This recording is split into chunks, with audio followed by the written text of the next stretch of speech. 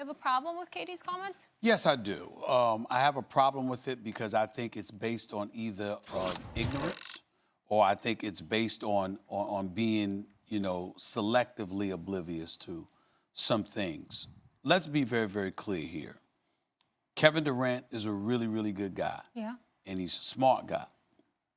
Kevin Durant is also somebody that just complains a little bit too much about the very things he benefits off of. Kevin Durant will have you believe that it's all right just to play basketball and do nothing else. But that's not what Kevin Durant's doing. Kevin Durant is a basketball player, a superstar. He's an entrepreneur. He's a businessman. He's a lot of different things. Kevin Durant is worth over $300 million, and I think I'm being kind there. And so he's not lying, and he is a human being. He has a right to hate the NBA someday, the bureaucracy, the politics that come with it. That's all of us. We get all of that. But he, when he starts talking about, if you listen to his comments about being in Golden State and how he was just separate and apart from the other guys eventually because he wasn't one of them. He wasn't drafted by them the way the other guys were. Well, you were drafted by Oklahoma City, but you left. And then when you leave, you talk about I could never, get over that, how they treated you. Well, how are they supposed to treat you? They're fans. And you said, I don't want to be a part of you any longer. Of course that's going to be the case. And so he just sometimes, the reason why I really have a problem with it is because sometimes he just seems to be separated, not from knowing the reality of things, but accepting it and understanding that it's applicable to everybody, not just you. If I played for a team and I left, their fans are not going to like me. You know what I'm saying? If I'm making all of this money playing the sport, then there are responsibilities that I'd rather not have that are going to come with it. We get it. He seems to want the joy of everything without accepting, the baggage that comes along with it. And I think that when you look at certain guys, certain superstars that have been in this league in the past, that are in this league now, there is an acceptance of the pros and the cons that come with everything more so than it's accepted from him. So it's not really a problem like I'm dogging him in any way. It's just that I just wish he accepted it a little bit better, Max.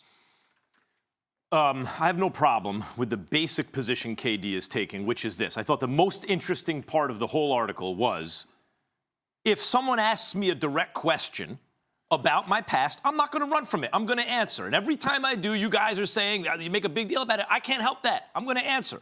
I love that, KD. Keep telling the truth. But that's not my real response to this article. This is not just a puff piece. It's a piece of commercialism. Look, I understand this is also a piece of commercialism. We're selling cars and sneakers and everything you watch during the commercial, right?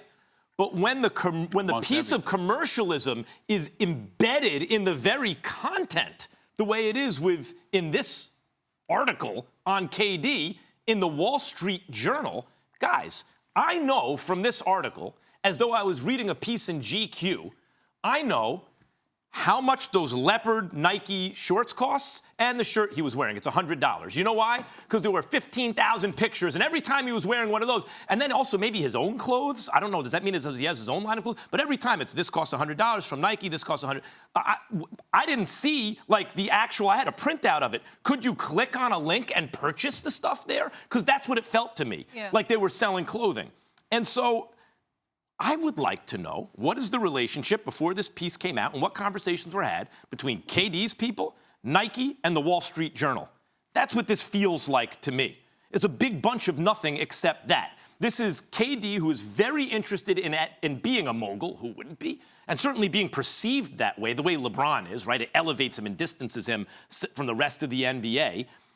Doing something, a piece that makes him out to be that kind of figure and also sells, he just signed with Nike through 2024 and sells Nike products. Like, that's what was happening in this so-called article. So, that's my big thought about it. The other thing that occurred to me, though, is it's not as though KD doesn't have anything left to prove.